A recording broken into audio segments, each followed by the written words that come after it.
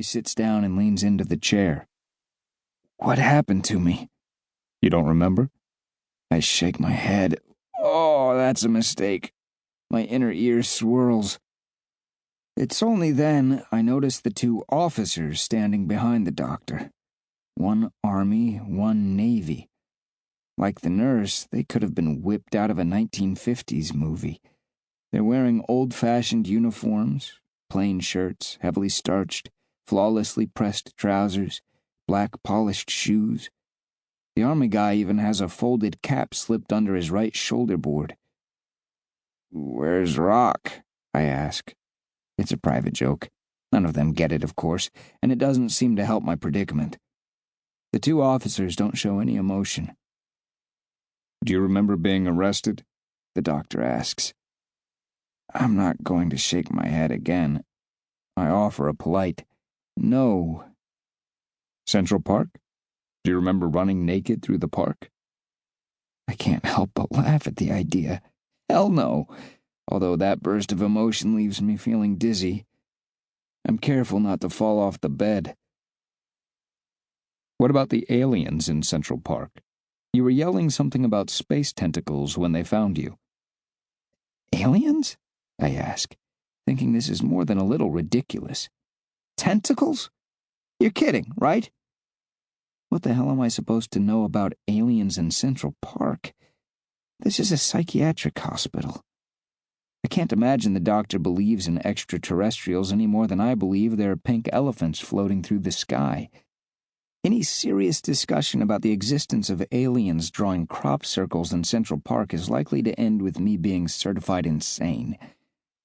I feel as though the doctor is toying with me.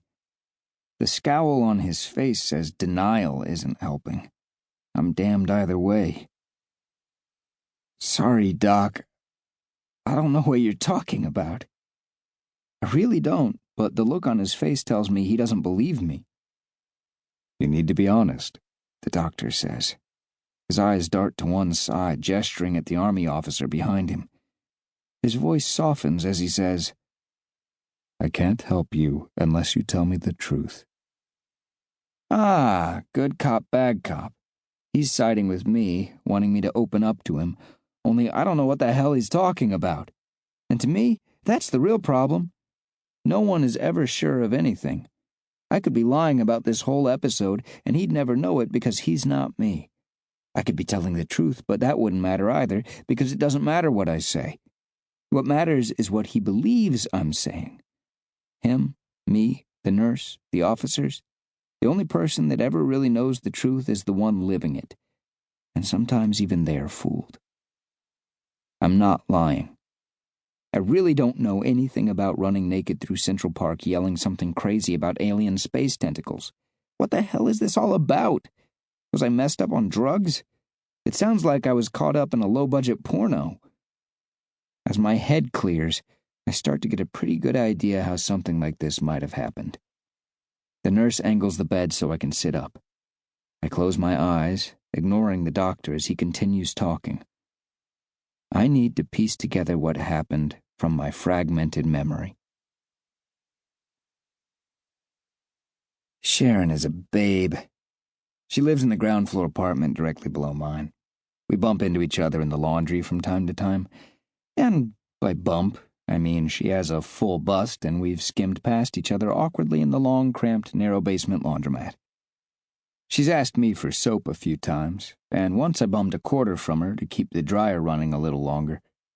We've talked about politics, the economy, science, and sometimes, just before we part, there's an awkward silence that seems to say more than words.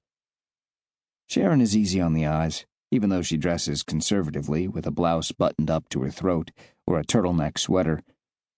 I've always liked her, and not just in the damn she's hot sense. Sharon always has a kind word to say. There's chemistry between us, but more than that, she radiates both enthusiasm and intelligence. I think she likes me too, as she's always happy to see me. But she lives with her brother, Mark. Mark has a perpetual scowl. He's one of these guys that's bald on top so he shaves his head to look hip. Most days you can see a little stubble on the sides, just above his ears. It's the Bruce Willis.